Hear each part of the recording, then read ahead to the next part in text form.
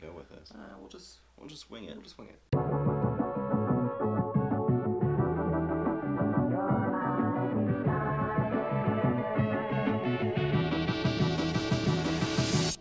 Welcome back, everybody. Another video today, and this is one of those videos where we take a stance, and the stance today is backpacking chairs. If you've watched any of our trip videos, you know one thing we are highly passionate about is not sitting on the ground after you've been hiking all day. Yeah, so we don't sleep on the ground, and we're not. Yeah, we don't sit on the ground. And we don't sit on the ground. And it took me. I used to poo-poo backpacking chairs until I used one, and then I realized that sitting on like a rock or a log or up against a tree really sucks. As I'm explaining to them, most people don't backpack with chairs, and that's just as a foreign thought to us now. The question came up of what do you sit on? The ground. I think you just stand the whole time now. So today's video, we're going to go through the backpacking chairs that we use, go through some backpacking chair options, and try and convince you all why you should try a backpacking chair. And I think everybody carries at least a few luxury items that maybe are not necessarily needed. So this is definitely a luxury item that we carry, but I might not even consider it a luxury item anymore. I think it's a must-have item for us. Yeah, when I was doing my base weight, I used to have chair under like optional piece of gear. It's like part of the big three now. Every trip, so it's part of the base weight.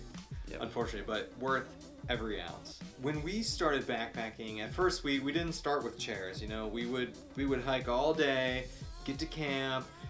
Usually what we would do is like sit our backs up against a tree, or maybe we went to a campsite that had a log, and then we both got Gossamer Gear packs, and those packs had an embedded sit pad, which was only marginally better than sitting on the ground. Ugh. How uncomfortable is that? This is awful. It's better than nothing. It's better than nothing. And then Andy actually found these, I think about a year and a half ago. We stumbled across the REI FlexLight chair, and that opened the doors to chair. It was a game changer. It was a game changer. It was a game changer. And then we started taking it on every trip, and then we started looking at, you know, how has chair technology changed? Yeah, because the REI FlexLight is pretty heavy. And we stumbled across the Helinox brand of chairs, and they had just come out with the Chair Zero, and that's where we are today. The first kind of chair option here is going to be something like a sit pad. I know a really popular one is the Thermarest Z-Seat. Dutchware's got a cool one. Dutchware's got a cool one. The Gossamer Gear packs have one there. Incredibly minimalist. It's just a piece of foam pad that you sit on. And yeah, it just provides some insulation and a little bit of comfort. And the pros of that being it's light, it's cheap. Like if you're using a Gossamer Gear pack, it's part of your pack. Yeah, so it's multi-use. It's very multi-use. If you hammock camp with a 3/4 length under quilt, you can use it under your feet at night. The cons being it's not a chair. It's not a chair, and it's not really that comfortable when you compare it to a chair. The next chair, and the flagship chair of REI, is the REI FlexLight chair. This is the chair we started backpacking with. It's a great chair. It is a lot heavier than some other ones, but it's also cheaper. And a bonus of that chair, a design bonus. Oh, there's an amazing cup holder built into it. It took us several months to even figure that out. We're just like, whoa, wait, what's this pocket under here for? Ah, and to think all this time we were backpacking without taking advantage of the cup holder. That brings us to the third chair in our arsenal, and the current starter chair for us, the Helinox Chair Zero. The main con to this chair is it's $120, but when you compare it to the FlexLight, it is significantly lighter, it packs down significantly smaller, and it is stronger, so it can hold a higher amount of weight. So for an extra $40 or $50, you get a much smaller and a much stronger chair, and that is our current chair. When comparing the REI FlexLight to the Chair Zero, there's really no competition there. In comfort, the FlexLight is more comfortable. It's got a bigger like basin to sit in, and plus it's got that cup holder, man. So definitely the FlexLight is slightly more comfortable, but since we only use the Chair Zero now, we have forgotten about that, and ignorance is bliss. And then when you forget how comfortable the FlexLight is, the Chair Zero is very comfortable. Don't get us wrong. But if pure comfort is what you're going for, like if you're car camping, you don't care about weight, then go with the FlexLight. It's also cheaper. Chair technology is amazing. We're waiting for those guys at NASA to come up with the next chair. Yeah, let's see some carbon fiber. Let's see a little bit more titanium, maybe some Dyneema. Yeah, right. The final kind of genre of camping chairs is stools. Like our boy Shug, who probably never watches these videos. He's a big proponent of the Stand Sport camping stool. Stools are certainly better than sit pads. They're sitting on the ground. My only issue with that is there's no back support. You know, these chairs, you sink into them. Oh, yeah. But a pro of a stool is you don't have to deal with the legs digging into the ground. So another con of these chairs is the legs can dig into soft ground and you can like fall back or whatever. Now, as one of our subscribers pointed out a while ago, Helinox actually makes a chair pad that the legs of this sit into. And another cool product that's out there is, I believe there's a company out there that makes like a mini underquilt for these chairs as Yes, well. they do. So you can, because if you're in the winter sitting in this chair, you're gonna get Your back and your butt's gonna get cold. So you need to bring like a pad or something. And that's where if you're using a Gossamer pack, like I used to put the pad on the chair when I was sitting in the winter. The final genre of camping chairs that I can think of are hammock chairs.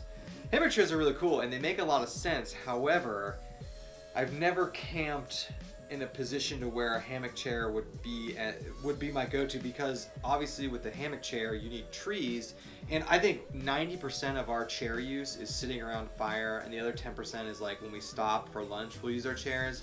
And I don't think we've ever had a situation where we could set our hammock chairs up around a fire.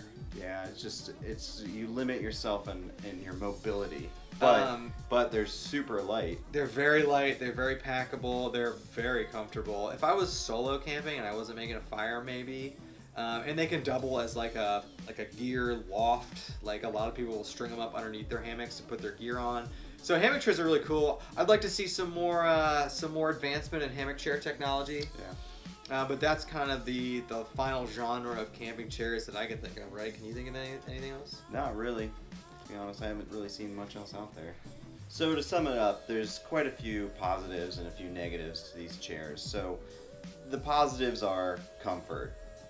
You're not sitting on the ground after a long day of hiking. Oh, it's the worst. You have some nice back support. You get to be off the ground, you get to recline, you get to enjoy the camping experience at the end of the day, hanging out at camp. And then, throughout the day you can use it as well when you have your breaks. So comfort is the main positive aspect of these chairs. The negative is cost and weight. Now, obviously the technology is getting better, things are getting lighter, but you're still carrying a bit of extra weight for these chairs, and these chairs are not cheap. I think we'll put the prices up there, so you got some cost and you got some weight in there, but as we always say, it's up to you on whether you want to take that hit and weight penalty and spend that extra money. We're taking a firm stance that these are always in our kit now. Yeah, they have been. We at least my take on it is we would never consider ourselves truly ultralight, but we're definitely lightweight, and we cut weight on as many things as we can so that we can take things like chairs or my little cast iron skillet or stuff like that, because we want to enjoy the camping experience. What's the point of hiking 15 miles a day to get to camp and then be miserable, especially when you're like tired and fatigued? So we always say invest in sleep, invest in comfort. I think it's well worth £1, especially if you're looking at the Helinox Chair Zero. It's well worth £1, and they're very packable. And I've never had a trip where I didn't sit in my chair for extended periods of time. And don't be that guy or girl who goes on a camping trip and is the only one that doesn't have a chair. We know that person. They always exist, and you're gonna want to be sitting in other people's chairs. Yeah, and respect the person who brought their own chair. Don't be a mooch. Don't be a mooch. Well, that wraps it up for us here. We have been meaning to make this video for quite some time. Yep. We take a firm stance on camping chairs. Yeah.